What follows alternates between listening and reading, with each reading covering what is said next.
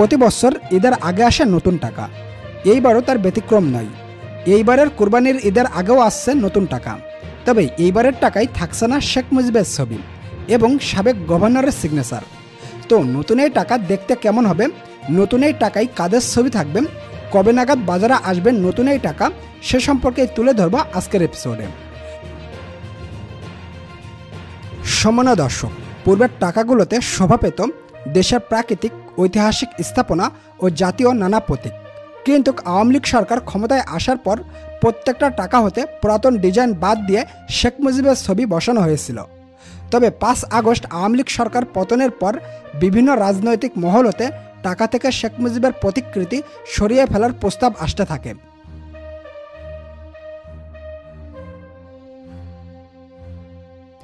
যে কারণে বাংলাদেশ ব্যাংকও নতুন টাকা থেকে শেখ মুজিবের ছবি সরিয়ে ফেলেছে বলেও জানা গিয়েছে। নতুন এই টাকাতে থাকছে জুলাই বিপ্লবের গ্রাফিতি, তারুণ্য, সুন্দরবন এবং দেশের ঐতিহ্য সংস্কৃতির নানা দিক। বাংলাদেশ ব্যাংক হতে জানা গিয়েছে আগামী 27 মে বাজারে আসবে নতুন 20 টাকার নোট, যাতে থাকবে একটি বৌদ্ধ মন্দির ও কান্তজয়ী মন্দিরের প্রতিকৃতি।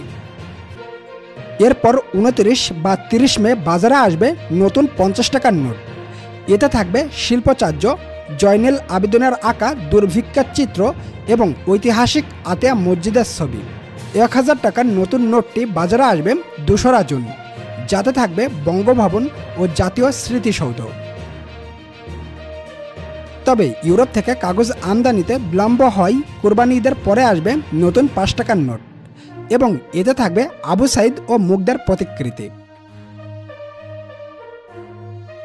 এছাড়াও 100 টাকার নোটের জায়গা পেয়েছে সুন্দরবনের প্রতিকৃতি এবং রয়্যাল বেঙ্গল টাইগার।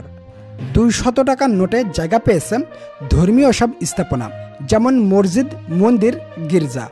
এবং 500 টাকার নোটে জায়গা পেয়েছে ঐতিহাসিক আহসান মঞ্জিল।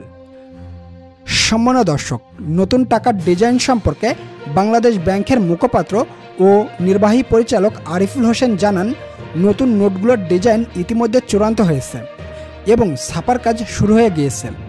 এইবারের নোটগুলোতে একক কোনো ব্যক্তির প্রতিকৃতি ব্যবহার করা হয়নি।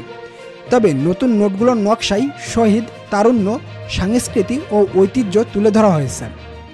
বাংলাদেশ স্বাধীনতার পর 1972 সালে 4 মার্চ প্রথম কাগজের মুদ্রা চালু করা হয়, যেখানে ছিল দেশের মানচিত্র খচিত 1 টাকার নোট। পরবর্তী সময়ে 2, 5, 10, 50